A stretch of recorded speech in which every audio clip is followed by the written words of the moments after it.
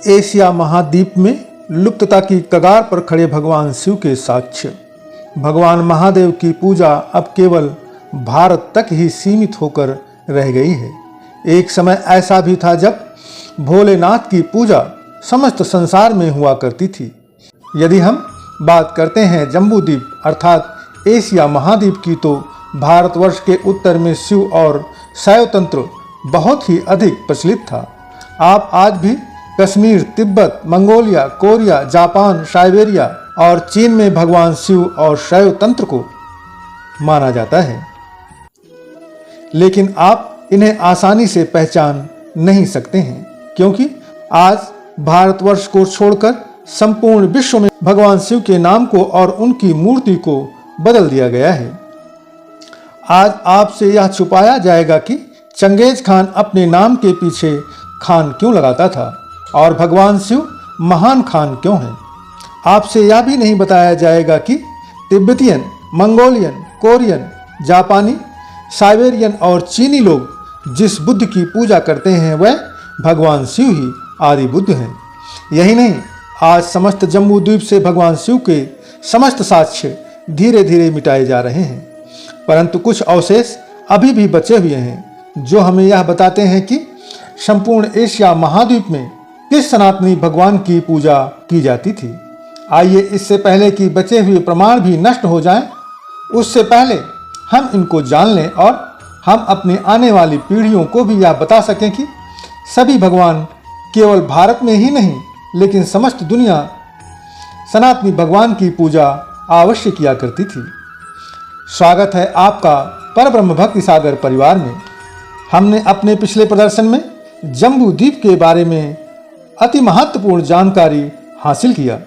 हमने संजय और धृतराष्ट्र के संवाद के बारे में समझा, जिसमें आगे संजय धृतराष्ट्र से कहते हैं कि मेरु पर्वत के शिखर से दुग्ध के समान श्वेत धार वाली पाप मोचनी शुभ स्वरूपा अत्यंत पावन गंगा अति तीव्र वेग से चंद्रकोट में गिरती है।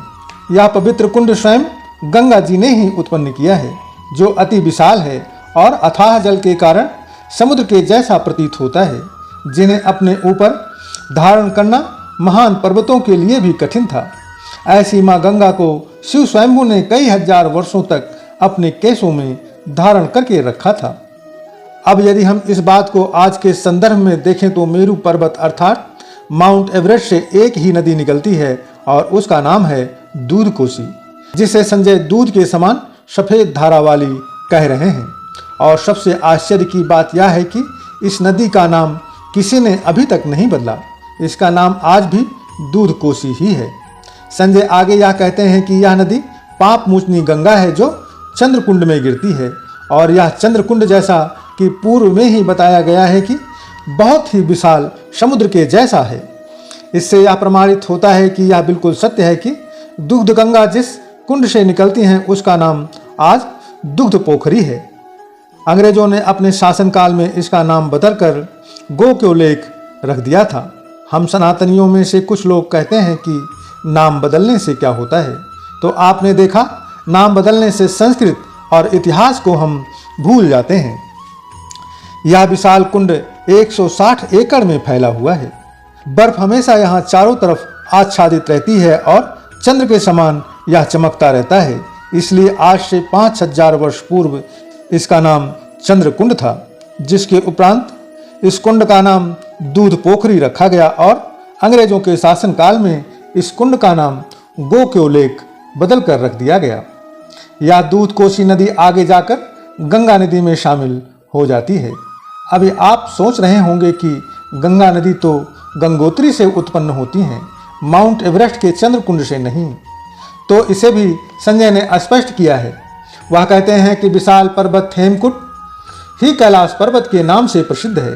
कैलाश के उत्तर में मैनाक पर्वत है और मैनाक के उत्तर में हिरण्य सिंह पर्वत है, और इसी कैलाश पर्वत के पास विशाल दिव्य उज्जवल और कंचनमयी बालुकामयी रमणीय बिंदु सरोवर है।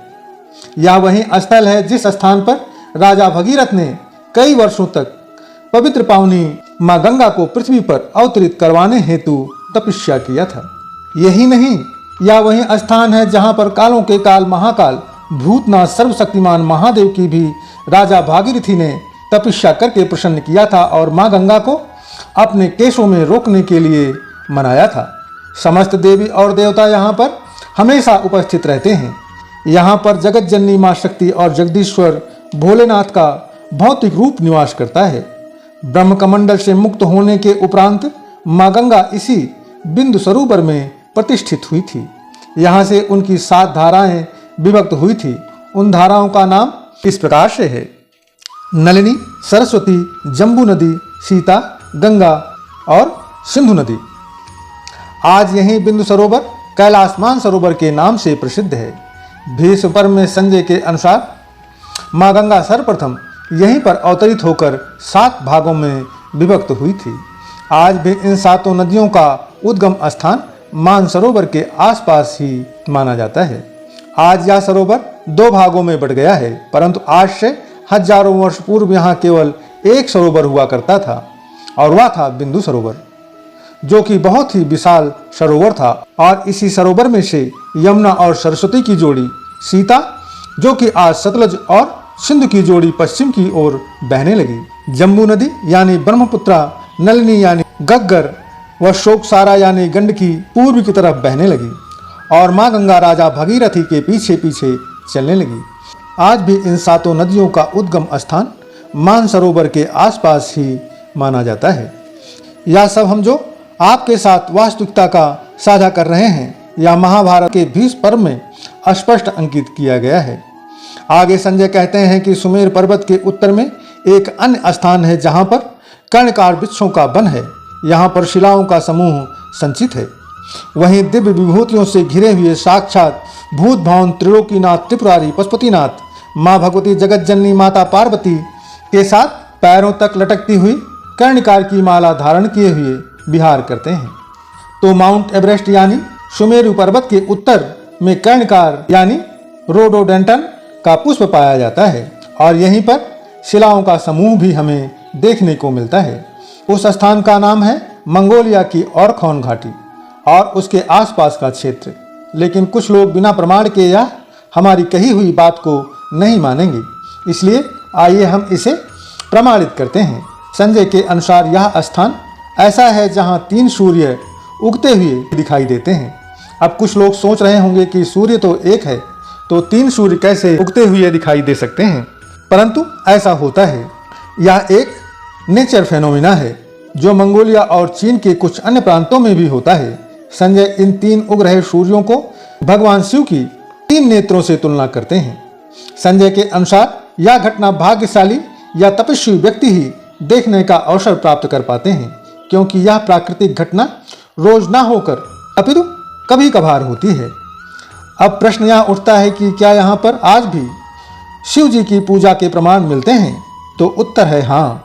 आज भी हमें ऑरखन वैली में कछुए की कलाकृति देखने को मिलती है, जिनमें से कुछ कछुओं के ऊपर शिवलिंग भी बने होते हैं। और आश्चर्य की बात तो यह है कि यह कछुए की आकृति पूजा घरों के बाहर रखी जाती है और यही हमें हमारे राष्ट्र में भी देखने को मिलती है। इसी ऑरखन वैली के मुख्य मंदिर एरेडनी जू मॉन्टेसरी मंदिर में हमें महाकाल की प्रतिमा भी स्थापित की हुई दिखाई देती है और इसी मंदिर के बाहर कछुए की मूर्ति भी स्थापित की हुई है। महाकाल कौन है यह हमें बताने की आवश्यकता नहीं है। इसी महाकाल मंदिर के अगल बगल कई बौद्ध मंदिर भी निर्मित हैं। यही नहीं, मंगोलिया में और भी अनेकों स्थानों पर शिवलिंग जैसे पत्थरों की कलाकृतियां मिलेंगी, जिनकी यहाँ के लोग पूजा करते हैं। क्या आप जानते हैं कि मंगोलिया में किस धर्म का पालन किया जाता है? मंगोलिया में जिस धर्म को माना जाता है उसे शैविज्म धर्म कहते हैं और यह शैविज्म का इंग्लिश ट्रांसलेशन है। और इसी शैविज्म की एक शाखा है टेंगरी धर्म। बहुत लोगों को ज्ञात होगा कि कश्मीरी शैव तंत्र और तिब्बती शैव तंत्र कितना अधिक प्रसिद्ध था। यह शैव तंत्र केवल कश्मीर या तिब्बत तक ही सीमित नहीं था, अपितु मंगोलिया और साइबेरिया तक के लोग शैव तंत्र को मानते थे। मंगोलिया में शैव तंत्र को तांत्रिक धर्म कहा जाने लगा और इस महान टेंगरी धर्म के भगवान हैं भगवान शिव जी। यही नहीं, इस टेंगरी धर्म की सबसे बड़ी देवी उमाया है। उमाया अर्थात उमा, जो कि शिव जी की अर्धांगिनी माँ शक्ति का नाम उमा है। और यही उमा नाम मंगोलिया में उमाया हो गया है। गुजरात में भी उमा माता को उमिया माता कहा जाता है। चंगेज खान भी यही टेंगरी धर्म को ही मानता था। मंगोलिया में इस धर्म को मानने वाले शासक अपने नाम के पीछे महान शब्द लगाते थे और धीरे धीरे महान से हहान हुआ और हहान से खहान हुआ और खहान से खान बन गया। खान की पत्नी को खातून कहा जाने लगा। मंगोलियन शासक अपने नाम के पीछे महान शब्द इसलिए लगाते थे क्योंकि वह मानते थे कि वह भी अपने भगवान के जैसे शक्तिशाली प्रजापालक और श्रेष्ठ अपने आप को बता सकें। भारत में भी कई लोग अपने नाम के पीछे जो सरनेम लगाते हैं वह अपनी ताकत को प्रकट करने के लिए या श्रेष्ठता को दिखाने के हेतु लगाते हैं। वहीं great Maratha, Sikandar the great, Akbar the great जैसे धारावाहिक उन शासकों को महान दिखाने की एक कोशिश मात्र है। अर्थात महान मराठा, महान सिकंदर और महान अकबर, और यह महान शब्द या खान शब्द केवल मंगोलियन ही प्रयोग करते हैं। ऐसा नहीं है। हमारे राष्ट्र भारत में भी आज भी कई हिंदू और कश्मीर के कई ब्राह्मण भी अपने नाम के पीछे खान लिखते हैं जो शैव तंत्र को मानते हैं।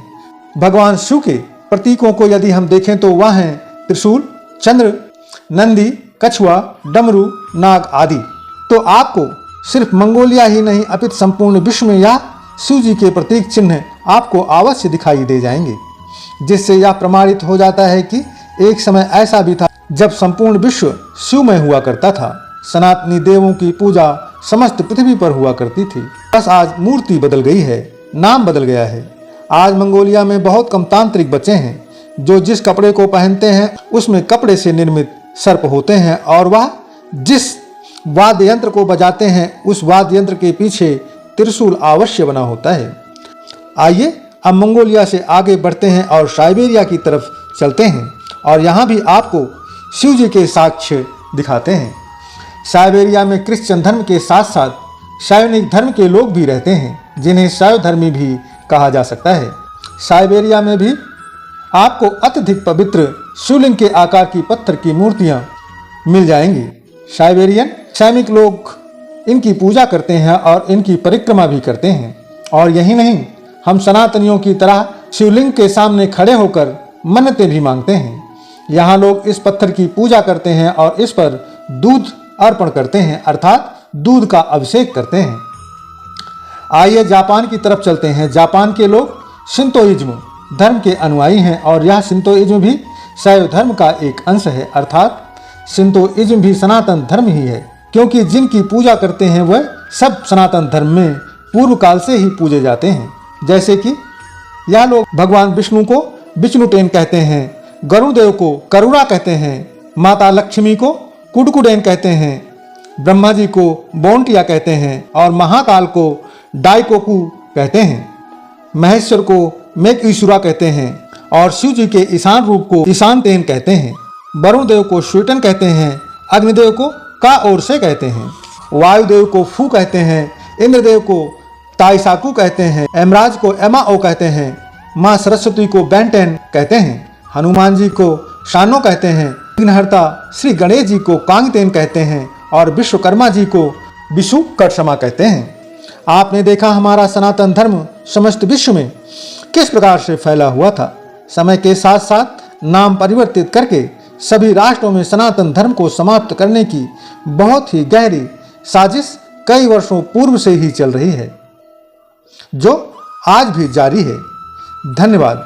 प्रेम से बोलो जय श्री हरि महाविष्णु जी।